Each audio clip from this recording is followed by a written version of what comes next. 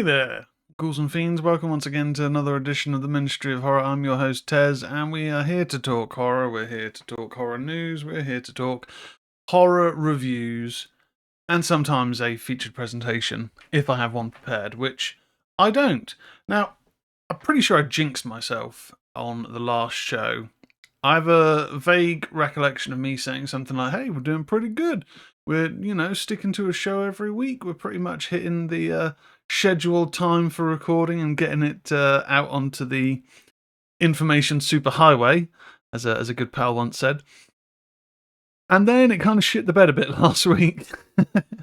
It was just one of those busy weeks where each day I'd kind of go, tonight I'm going to do the podcast recording, going to get it recorded. And then it would end up being a busy night, or I would be struggling for energy, or a combination of the two. Or I'd have it prepared and then be like, oh, do you know what? News is looking kind of slow at the moment. Maybe I'll check again tomorrow. So apologies if you have been waiting for Ministry of Horror goodness. We back. Thank you very much for everyone who's been following on socials, TikTok, Instagram, etc. YouTube, we plod along on YouTube. We plod along. So if you do enjoy the YouTube, share it around, yeah, do that. But give it a subscribe, of course. And if you want to support the show, no pressure. We have a Patreon, patreon.com/Ministry of Horror. There are bonus things that go on there about twice a month, which means I probably am due to do one for this month. So yeah, check them out. So check it out and support the show and all that good stuff. No pressure, of course. But there are free memberships, so that doesn't hurt to have a free membership, does it now? So, what have I been up to? I've been doing a lot of reading. There's been just general sort of family stuff, life, adult stuff. No drama, just a lot of things going on that aren't horror related. So therefore, why are they taking up my time? The Ministry of Horror shelving is still very much overflowing. I do have an eBay though. If you do want the eBay, shout on socials. There's the odd thing on there. Obviously not all of them, especially not the special rewind.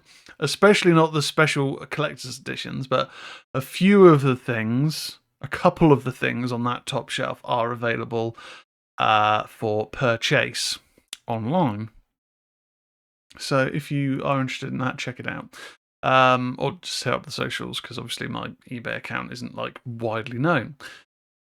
But we do have an edition on there, which is currently on the top, but I need to go through sorting the shelf, and that is the second sight release of the Stuart Gordon H.P. Lovecraft adaptation of Reanimator. Herbert West Reanimator. Yeah, I'm quite pleased actually that I was really, really fortunate to get this copy. So when it got released earlier in the year, I think it was January or late December, it had kind of already sold out before I really had a chance to get a sniff. I've learned my lesson not to do pre-orders for Second Sight films, or Arrow films actually, on Amazon. I mean, Amazon is generally my go-to for, media and household things and all that stuff. But ever since the situation where I'd pre-ordered Dark City 4K Arrow Special Edition, and then it was just in pre-order limbo forever after its release, and then eventually they said, oh, we've had to cancel your order, don't worry, no money's been debited from your card. By that point, the collector's edition had already gone. It already sold out. I mean, I managed to get from HMV a standard 4K edition, but, I'm really just trying to get collector's editions these days where possible. And Reanimator, when I saw that, pretty much whenever Second Sight have a release, unless it's something that I've never seen before and I've not really heard of or got that interest in watching, I'm probably going to be keeping an eye out to get it. I've got quite a few Second Sight releases that I wish I'd got the collector's editions when they're available, such as Texas Chainsaw Massacre 4K, Censor, May. But then you can't be spending 30, 40 quid every time because, bills to pay. Life to do. So I'm trying to limit with my little Ministry of Horror curated collector plan of one item a month, or just a general budget of initially £30 and then to go up to potentially £40. And if I do go over, I have to sell to recoup that. So, for example, the H.P. Lovecraft Reanimator was just over £40 because that's including postage. Now, as I was sort of getting around to in a long and short of it, I happened to go on the Second Sight website the other day just to have a look. I see that Ugly Stepsister is coming out later this month, which I am really umming and ahhing about because the box set looks great, but I am also thinking it's a good film, it's a gnarly film, be good to have in the collection, but pretty grim in places. How likely am I to rewatch that, anytime soon? So I am umming and ahhing really about that one. And realistically, I should, if I do go for that, wait until March when my little collection plan resets itself for the month. But I happened to see that the Reanimator set was on there. So I went ahead, I ordered it. It actually came really quickly because sometimes when you order from Second Sight or maybe even like HMV, you get a bit used to Amazon being next day Prime delivery for part of your membership. So I was a little bit like, how long is this going to take? But really, it came within like 2 days, maybe 3 days tops. I haven't even opened it up yet, but it's sitting pride of place currently on top of the shelving. But I need to just adjust some of the top shelf where I've got my Arrow box sets and the start of my Second Sight box sets. I think I need to do some jiggery pokery because ultimately I need to decide: do I want it sorted all box sets together, all 4Ks together, all steelbooks, which is currently how I've got it. But that does then mean I've got like John Carpenter. I've got a John Carpenter section, but it's not all of them because I've got a limited edition over here. Things like that. It's a little bit higgledy-piggledy. I've got the Alien Blu-ray set, but then I've got Alien Romulus on 4K over here. I mean, it doesn't really matter at the end of the day. I mean, I know where all the films are, but part of me is like, maybe I should do it alphabetically. I don't know. But ultimately, that needs to go on that shelf. And I managed to put a few films onto eBay, and some of them actually surprisingly sold quite quickly. I mean, I've got a few which just aren't selling, which is like still sealed copies of Hellraiser Deader and Hellraiser Hellworld or Hellseeker. Hellraiser 6 and 7, I'm pretty sure I've never opened. I just don't know if I'm ever going to watch them. They're not selling. I know, surprising. But yeah, I did manage to sell and recoup that cost for the month. So I did it in January, so it's technically a January month purchase. So that does technically mean I could get Ugly Stepsister this month. But I'm torn between that and non-horror related Dogma. Dogma has been released. Finally, it's been in limbo, the Kevin Smith film from 1999 or 1997, 98, that sort of time. It's been in rights issue limbo with Miramax for a very long time. Amazon. I had it pre-ordered on there for about a month. It came out yesterday. No updates on when the pre-order will be released, so I have cancelled that. Because I did sort of think, is that a film that I've just been looking forward to watching for a while? Do I really need to spend for the 4K edition of that? Because it's not really a collector's set. It's just got a poster with it. I'm not going to put the poster up. So I'm sort of toying with just getting the regular Blu-ray for that, or ultimately renting it for £3.50 on Amazon. And maybe I'll just do that. Because, again, that's me trying to think more of a curated, not spending crazy money approach to physical media or digital media. I've got a few films on digital media recently where I never normally buy things digitally. But a little while ago, I saw the director's cut, which I've never seen, of Doctor Sleep was available for £7. The physical copy of that doesn't seem to be available, so I went ahead and got that. Return to Salem's Lot, which I watched a little while ago, which is terrible, was like £3. And also the Salem's Lot remake was like £5. Which brings me on to the fact that actually the other thing that I've done recently is the other evening I decided to put on I've got the Blu-ray of the original Salem's Lot, the 3-hour kind of super, both sides of the TV series release, not the film, which is about an hour and a half, 2 hours, I think. So the 3-hour supercut. And it's a lot better than I remember. I remember it being decent, but a bit, it's a bit 70s TV, whatever. It's actually pretty good. It is the best iteration of Salem's Lot. And I always, for a long time, thought, it was the Rob Lowe TV miniseries, because I know people don't love it, but I really like that one. But no, the Toby Hooper release from the 70s, pretty good. So yeah, Arrow are releasing a 4K of that, which maybe that needs to go on the list. Maybe I need to put that on my curated Letterboxd list, because I keep forgetting to use Letterboxd. I need to get around to that. And the other thing that I've done recently, I've blitzed through Chris Carter's. Chris Carter is an author, not the guy who did X-Files, but he's a Brazilian author, I think, who does a thriller series called the Robert Hunter series. And I've read his books for the last few years. I've sort of alternated between the Audibles and the Kindle editions. I think the only physical book I have is The Death Watcher, and I had The Executioner, which I think is book 2, maybe book 1 or book 2. But I've read through now, or listened through to book 8, and I've read book 8 on the Kindle, which is The Caller, I think book 8 is. So I'm probably about 5 behind the latest release, but they are really good.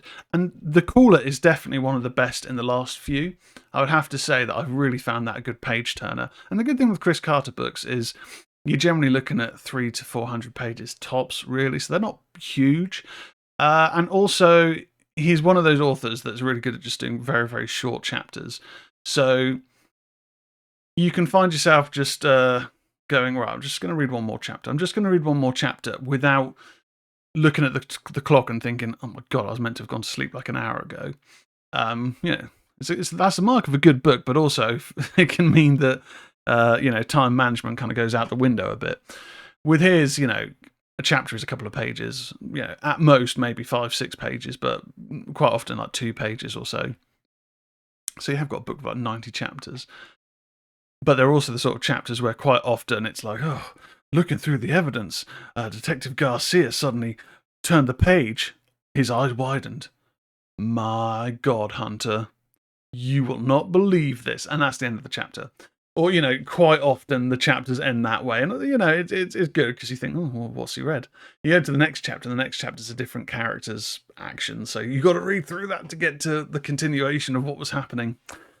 Either way, horror literature I've been on top of. So I've now jumped back into a book I started probably about a month ago or so.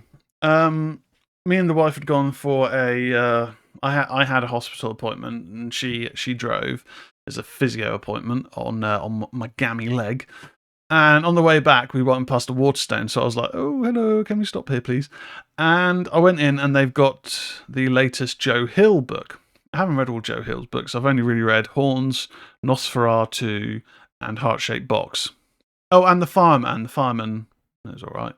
It was a bit overly long. It was, not in a good way, not like an It long or at The Stand long, but in a kind of boring way. But yeah, I've got his new book, which is called like King Sorrow. It's called King Sorrow, but it's big. It's like 760 pages, a big doorstop hardback. So I've sort of jumped back into that, and so far so good. I'm only about 50 pages into it, so I've got a long way to go.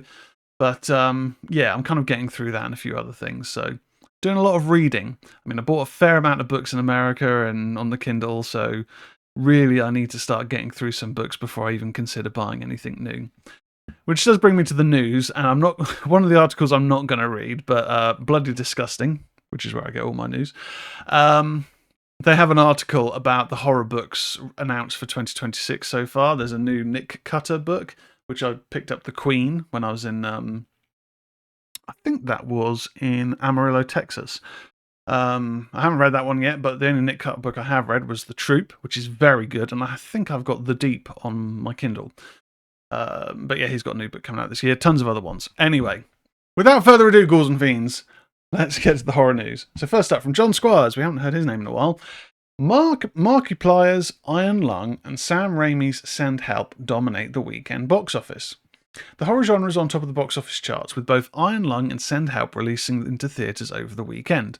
One is a self-financed, self-released video game adaptation from mega-popular social media superstar Markiplier, while the other is the genre return of beloved filmmaker Sam Raimi, released by Disney's 20th Century Studios.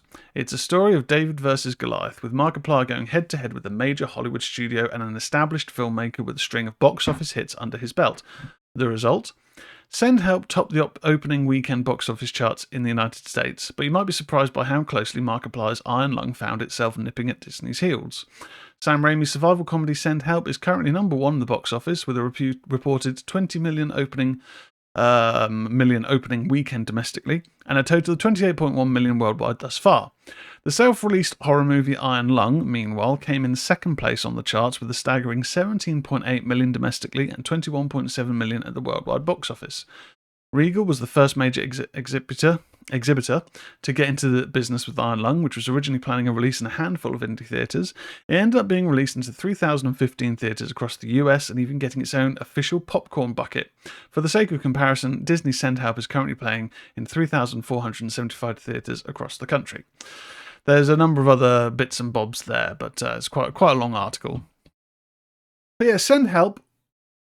We were hoping, me and my horror buddies in MK, we're hoping to go and watch Send Help this week, but I think its release is actually later this week, so we normally go midweek. So I think we're going to potentially be going to watch that next week. It was between that and Return to Silent Hill, but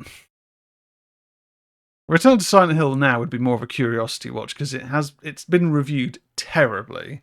Like, it's got awful reviews from critics and movie-going Joe Public. And also the only screening that is on the night that we normally go is like 9:30 or something, and we all work weekday jobs. It's too late. Yeah, it's not going to start till 10. It's going to finish at 11:30. It's a bit too late. It's a bit too late. We've got jobs to do. So I don't think we're going to the cinema this week. Wow, boo, hiss. So Send Help is what I think we're going to be going to watch next week, which I'm excited about. I do like some Sam Raimi. I'm not a huge fan of the slapstick elements of things outside of Evil Dead. Drag Me to Hell, the CGI stuff in that just didn't really vibe with me. But I like him. I like Sam Raimi. I'm always going to watch something he releases, but he's not my favourite director. He's not John Carpenter to me. And Markiplier, I know the name. I know of streamers, but I never really watch any streamers. The only sort of streamers that I've watched on occasion are Adam Pacitti, who was the owner of Cultaholic Wrestling, like the sort of podcast and YouTube channel. I still listen to the Cultaholic podcast, but it's not the same now. A few people have left, and the ones that have come in are doing fine. It's fine. Long may it continue, but it's not as good as it has been in the past. But these things happen. The wrestling world isn't really as good as it has been in the past. WWE specifically, I'm not up to date with AEW. Anyway, the long and short of that ramble. So I'm aware of Markiplier because I think he's appeared on Smosh before, and I've seen, I dip in and out of Smosh. Sometimes it's a bit cringy. Sometimes it's a bit, patting each other on the back for like an hour. But, it can be humorous. Trying to laugh has been terrible, though, for ages. But he has appeared on there. And I understand that he streams. I don't know what else he does. I don't know if he does long-form content, short-form content, outside of streaming. But I'm aware he's a very popular streamer. I've never played the game Iron Lung. And the general consensus that I've heard coming out of it is a mixture of, oh my god, it's really good, it's amazing. Maybe it is. Some people saying it's a bit boring. The general consensus, though, does seem to be that it's a bit long. So I don't actually know the run length of the film. I kind of feel that maybe it's a film that should have capped at 90 minutes, but has maybe gone to 2 hours, perhaps. My limited understanding is it's a bit of a one character or small cast character piece set in one location in a submarine. And that's always going to be difficult if you've got a film which has a slightly extended run time. You've got to have enough things happening and enough engagement for it to not get stale. I kind of liken it to when I've talked before about pandemic films, where you get films that were made during the pandemic, which on one hand, you have to applaud not letting the arts stop, but on the other hand, when you're in one location with no more than 2 or 3 people max, it's hard for it not to have that pandemic stank. So, yeah, I'm not gonna say that I'm interested in watching Iron Lung. I'm pretty sure I won't get to watch it in the cinema, but you know, when it does land on streaming, I'll give it a watch. But send help. I do want to see. But anyway, it's good that an independent, self-funded film is, you know, is battling with a big studio film. You know, you've always got to applaud that. Next, James Wan and Lee Wannell tease new Saw installment. You can't make a Saw movie without Jigsaw. Megan Navarro writes, the Saw franchise is now in the hands of Blumhouse, bringing franchise creators James Wan and Lee Wannell back for the 11th installment.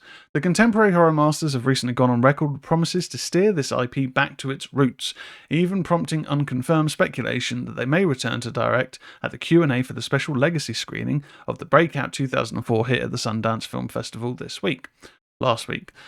While at Park City for the film screening, Wan and Wannell spoke to Bloody Disgusting's Matt Donata about their involvement in the upcoming 11th instalment. The pair have previously said to expect something completely different with the new film, but what exactly does that mean? Those worried it will follow spin-off Spiral from the Book of Saw and bypass any involvement with Jigsaw or his complicated legacy, fret not. Wan put those concerns to bed straight away. Well, I can tell you this, Wan said, it's definitely not Spiral. It's not Spiral. And I still blame Lee for killing off Jigsaw because it's fucking hard to try and make any future Saw movies without Jigsaw. He did have cancer, by the way, Wannell interjects. One concedes, that is true. That is why I'll say Lee and I, we're not going to give too much away, but we don't think you can make a Saw movie without Jigsaw. That's the bottom line. And ultimately, we want to hark back to the spirit, what Lee and I love about the original first movie. The original first movie, which is Jigsaw's philosophy and what makes him tick. Ultimately, he's a scary guy in the first one, and we want to go back to making a scary Saw movie again with this omnipresent thing that Jigsaw had in the first film. But so it's a really kind of like a dig into that, and definitely we want to give the fans what they love about the whole franchise as well. Whilst I think it's very important we want to do something new and fresh that hasn't been done before, that's the sale, that's my pitch. Okay, yeah. I think that is the thing, like, when I did a rewatch a little while back for the show of the Saw series, and I saw some of the entries that I hadn't seen before, it gave me a greater appreciation for the series. It is much better than I'd kind of thought. I'd sort of written it off around part 3. I sort of thought part 3 was just nasty for the sake of it. Didn't really have any characters to root for. It was just torture for torture's sake. But you know, I do excuse me. I do actually think the series overall is better than that. I mean, 3 is still maybe on the lower end of my totem, but it's up there. You know, it's definitely better than I think Jigsaw or Spiral personally. But it's a good point because really the omnipresence of Jigsaw and the reveal of him right at the end of Saw give him this really terrifying feel. You know, it's really he is this force working behind the scenes, capable of a lot. And as we then get into the later films, obviously he dies at the end of the third one, and then there's these sort of flashbacky elements, you know, with his various apprentices or the timeline sort of jumping around. You sort of have him become the anti-hero, the sort of proto-protagonist, even though he's sort of going about things in quite a gnarly way. So part of the problem there is then if you're rooting for the guy that is putting people into these various entrapments for good reason, or his good reasons, then it does become a bit difficult to kind of root for anyone to beat the traps and survive. I mean, they do generally do a decent job of having some form of protagonist that you can root for, but I do think it is better, probably overall, to have protagonists that are just a bit morally grey. You know, ultimately you want them to succeed, you want them to overcome the obstacles, but they're there because of certain things that they've done, which, you know, may not automatically mean that they are a bad character, but doesn't mean that they're 100% innocent and that they haven't in some form wronged someone. So, you know, it's a fine line. But the fact that, you know, Blumhouse generally have a decent track record, not completely for sure, definitely not. But it's a good place for it to live, I think, for the time being. And also having James Wan, Lee Wannell involved, you know, Very, very respectable filmmakers. Next, Konami confirms new Silent Hill entry in development. Mike Wilson writes, Konami appear to be sticking to their claim of a new Silent Hill title every year, according to their latest earnings reports. The publisher's latest earnings results confirm that along with the upcoming remake of the PS1 original, currently in development by Blooper Team, I cannot wait, a separate brand new entry is also in the works. As a continuation of our ongoing efforts, we are currently developing a brand new title in the Silent Hill series, as well as a remake of the first installment, Silent Hill, reads the report. Apart from that small blurb, no other details of the new entry were revealed. As mentioned back in December, series producer Moto Okamoto mentioned in a year-end interview with Japanese gaming website 4Gamer that Konami is looking to release a new entry in the series of about one title per year. I'm not sure how much of that we'll be able to realise, but I'll continue to do my best as producer of the Silent Hill series, said Okamoto. Ideally, we'd like to keep excitement around the Silent Hill series going at all times.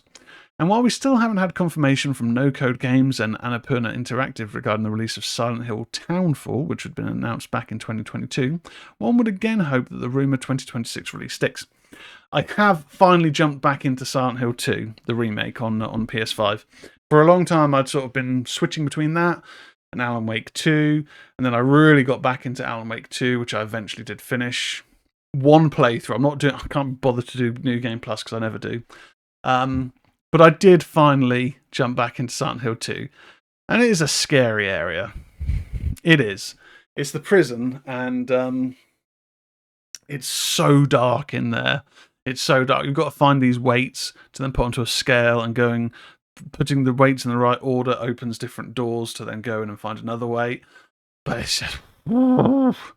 It's a freaky game, but I'm going to play that in little spells. I'm sort of balancing that between FIFA and Battlefield 6 to, keep things level. And I'm finally resuming Lost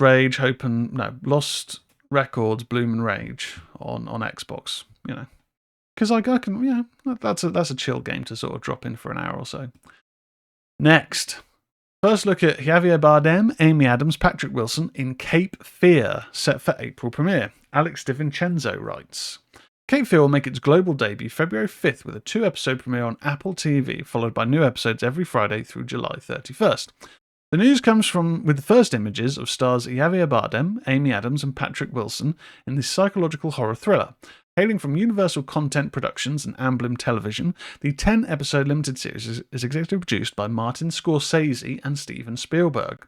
It's created and executive produced by showrunner Nick Antosca, who did Channel Zero, which we love on the show, and Brand New Cherry Flavour, which I've never got around to watching. Mortem Taldum directed the pilot and serves as executive producer. A storm is coming for happily married attorneys Anna and Tom when Max, the notorious killer they are responsible for putting behind bars, is let out of prison and he wants vengeance. The show is based on both John D. McAdams' 1957 novel The Executioners, which was adapted in 1962's Cape Fear starring Gregory Peck, and Scorsese's 1991 remake with Robert De Niro. I've only seen the Scorsese release and that was very good. CCH Pounder, Joe Anders, Lily Colliers, Jamie Hector, Malia Piles, and Anna Barshniakov round out the ensemble. Ron Perlman, Ted Levine, Margarita Levieva, and Patrick Fischler will recur. I mean, it's a great cast, really.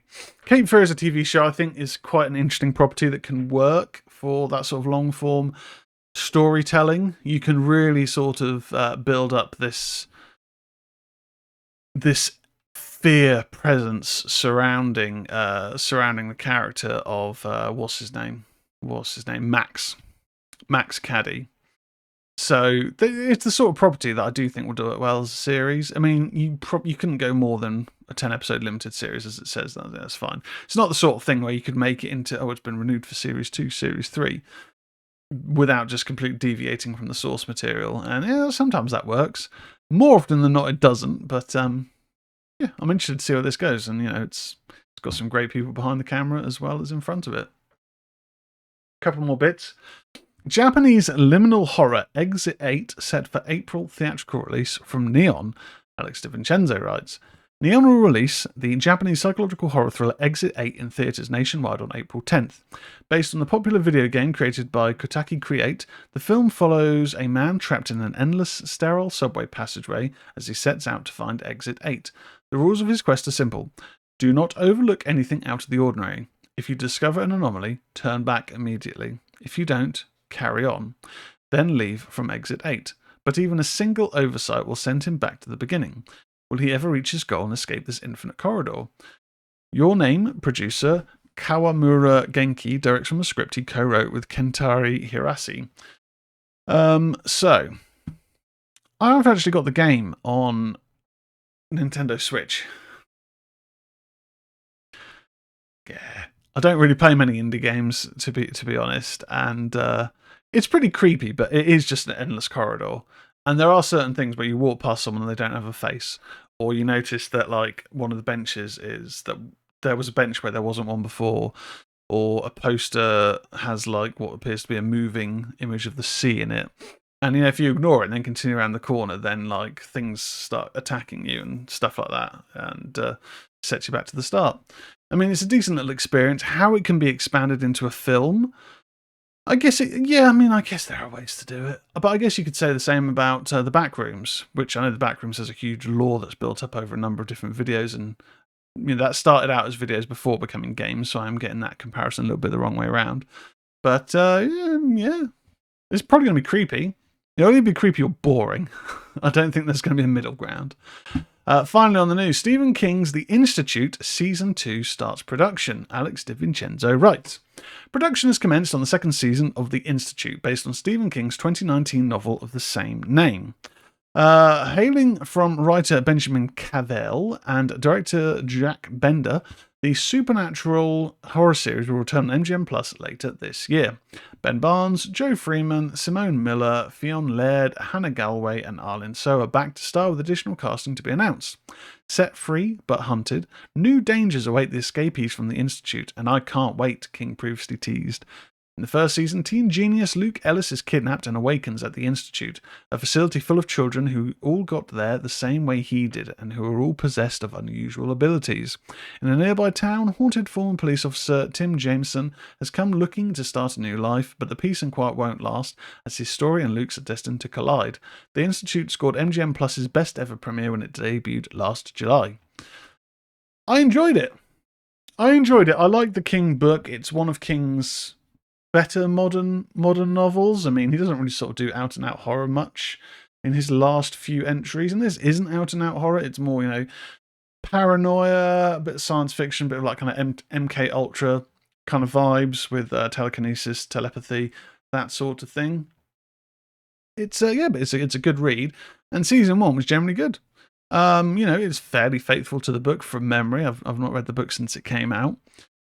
But it ends at a nice point, so we've got, season 2 to look forward to for, I guess, the second half of the book. I feel that season 1 sort of ended maybe 2/3 of the length of the book.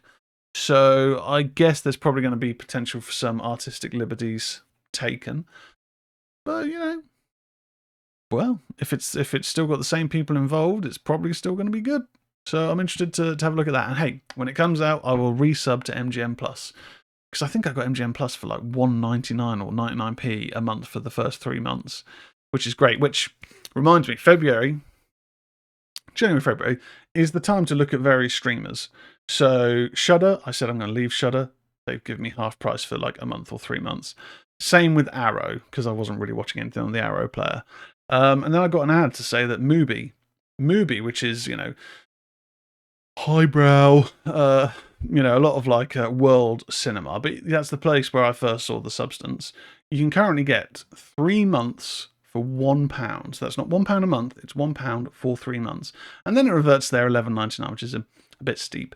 But, you get some really good highbrow films, which, I haven't ever really watched much on there other than The Substance, but I have added a few things to my to-watch list. So, point being, if you like, different streaming services, there are a few different ones out there. And I will actually have to say, check on the socials. For me, I have a Beacons page, which has all my social links on there. And there are things like free trials for Arrow Player on Prime and Shudder on Prime. And if you click through my link, I earn a little bit of money from Amazon. So just consider that. Just consider that. All right, that's the cringy begging stuff out of the way. So I forgot to mention at the start of the show, I have watched 2 films since doing the last show. One of them I saw was a film that we talked about on the news a little while ago, and it's now available to rent or buy on Prime, and that is Man Finds Tape. And the other one I've been umming and ahhing about for quite a while, because I'd have liked to have seen it at the cinema, but I missed it at the cinema, and that is Osgood Perkins's Keeper. That I have eventually pulled the trigger on Prime to get it digitally, because they were still being a bit stingy with the price, but I eventually caved.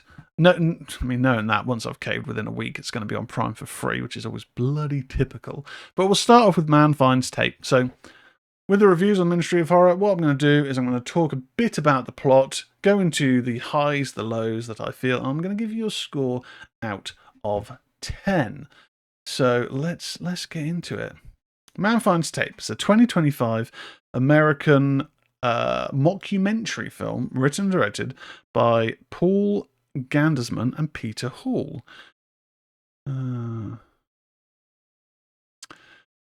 Sorry, I really need to stop looking at my Apple Watch while I'm recording. Anyway, Justin Benson and Aaron Moorhead serve as 2 of its producers. Now, they are names that appear quite often in the world of horror and science fiction. They've done some TV shows for Marvel. They did VHS Viral, which is the worst. Well, they did a segment of it, I should say, which is it's the worst entry. Resolution that I've not seen. Spring, which is actually very good. The Endless, which I haven't seen. Synchronic, which I have, and that was decent. And Something in the Dirt, which I haven't seen. So I can't really comment on them because I've barely seen 50% of their filmography. Okay, so the general plot. Seeking answers after finding a creepy videotape, a man posts investigative videos on the internet, which garners him a social media following. Okay, so it's not a found footage film, it's a mockumentary film, so it's done in the style of a documentary, a faux documentary, or mockumentary.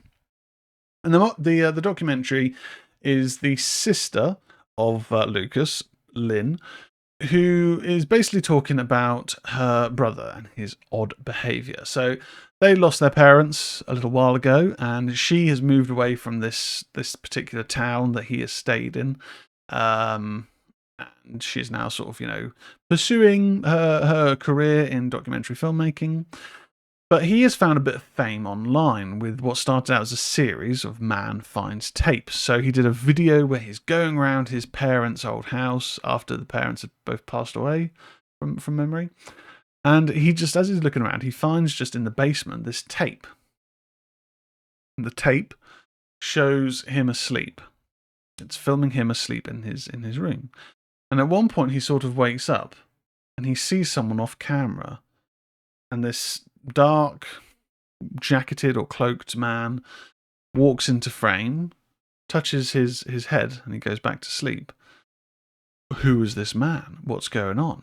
And it becomes a viral sensation, like what happened to him as a kid? Why did his parents have this tape in their house? Did the parents film it? Was that his parents? Creates this whole thing going on. And he does this whole investigation. But through doing this investigation, there's then allegations about a local evangelist priest type chap who has his own sort of telly show, sort of local access broadcast show about religion.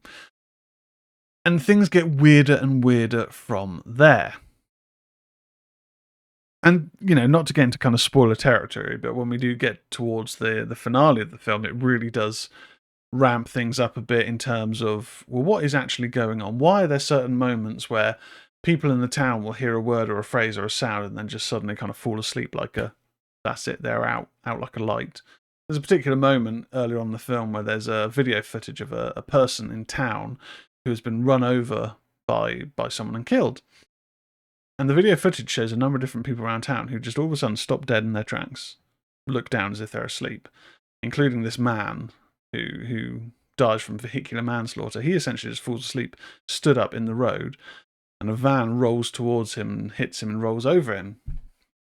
but the people there on the camera are quite clear, no recollection of it. They don't remember ever being there. So you've got some good mystery elements going on there. I think performance-wise, it's decent. No one stands out as bad. It feels like a fairly typical, I should say, mockumentary. It doesn't feel too outlandish. I think it is in a similar sort of vein to Strange Harvest of mockumentary that starts having some elements of supernatural cosmic horror in there. I think Strange Harvest probably did it slightly better. Man Finds Tape is, yeah, it's decent. It's decent. I think Strange Harvest is probably better. I think the first Horror in the High Desert is probably one of my more preferred horror faux documentaries.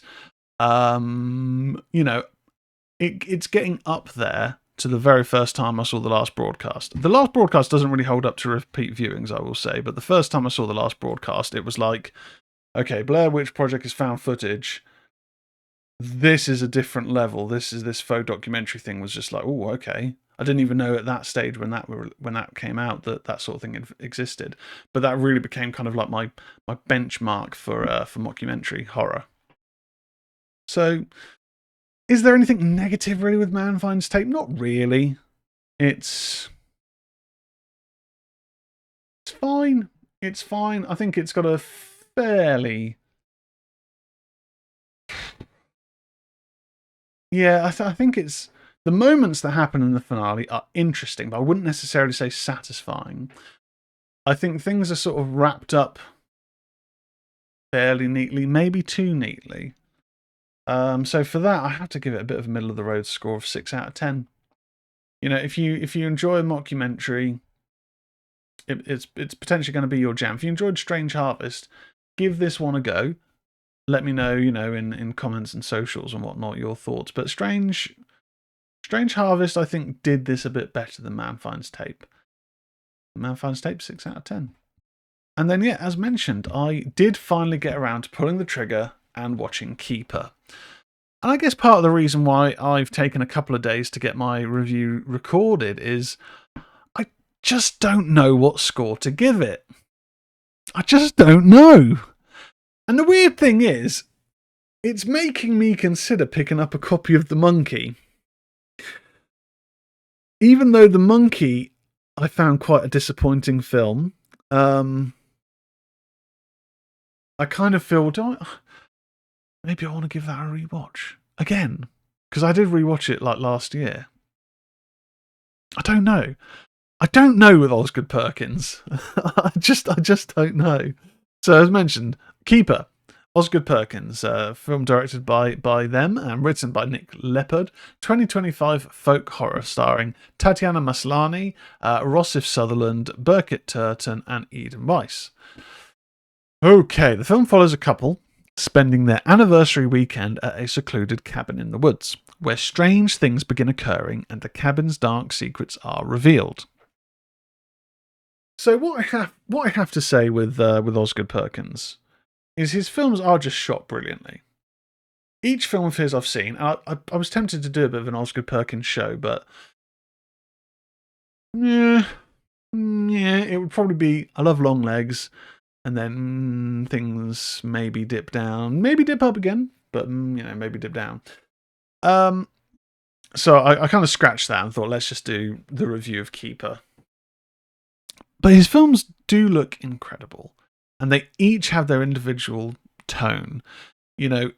Keeper has some unique camera angle moments when there's dialogue between characters, one looking over the other, but from a high, kind of vantage point. Things happening in the background, the corner of your eye. What exactly is that's occurring? It's a weird film. Tatiana Maslany is this kind of punk-esque woman who she's been dating Rossif Sutherland's character, what's his name, Malcolm, who's a doctor, for a year, and they've gone up to his family cabin where he says they're going to be alone, they're going to have a great time. But he does seem a little bit distant. And his cousin, who he mentions he doesn't like his cousin, also arrives that stays nearby, and his cousin seems a bit of a knob. A cake has been left for them by the housekeeper who watches over the house during the year. And when Malcolm's cousin arrives with his date, who's this like Eastern European model, she mentions he's also had a cake and it tastes like shit. But the cake is sort of forced upon Liz. Like, go on, mate, just have it. I know you don't like chocolate, you know, like you've said you don't like chocolate, but trust me, it's really good. You've got to have a taste. And from that point on, weird things are starting to go on. She's having weird sort of daydreams, thinks that she's seeing things in the woods. There's just occurrences that shouldn't really be possible, which are just leading to create more and more unnerve and fear. There's a lot of moments of like water overlaying certain scenes, and how does that really play a part? And memories or visions of things that seem to have appeared in the past, you know, like images of people wearing more, you know, garb from 200 years ago. What does it all mean? It's weird. Well, it is weird. But it doesn't mean I didn't like it. I've been wishy-washy on this. There's been one score that I've had as a bit of a baseline on this, but I do actually feel that it's better than that. The score and the music in this, the musical score, very, very good. The performances, I mean, Tatiana Maslany, I think, is very good. After Orphan Black, I didn't really see her in too much until She-Hulk, and I did sort of feel like, you know, she should be getting like a lot of bigger jobs. She's very, very talented. And Rossith Sutherland, he plays not a similar role, but a similar sort of cadence to his role in Orphan First Kill. So I don't know if he's a bit of a one-trick pony potentially, but he does a decent job with his role in this as Malcolm. And things do get revealed as to what's going on. And the point of it being revealed is very, very good. It's a bit exposition dump heavy, but it's a good monologue moment. And the reveal does make you think, wait, what the hell? Whoa, whoa, whoa. I didn't see this coming. And if anyone says they saw it coming a mile away, how? Either I'm dumb or they're talking BS. You know, I could well be the first one. But when we get into the finale, yeah, I think it's fairly satisfying actually at the end. And the visuals of the horror elements, let's just say, to keep it as vague as possible, very, very good effects, I think. Very, very good visual effects, I would have to say, to be honest. So I do think it's definitely good that I've spent a couple of days on this one, because my initial baseline score for this was 6.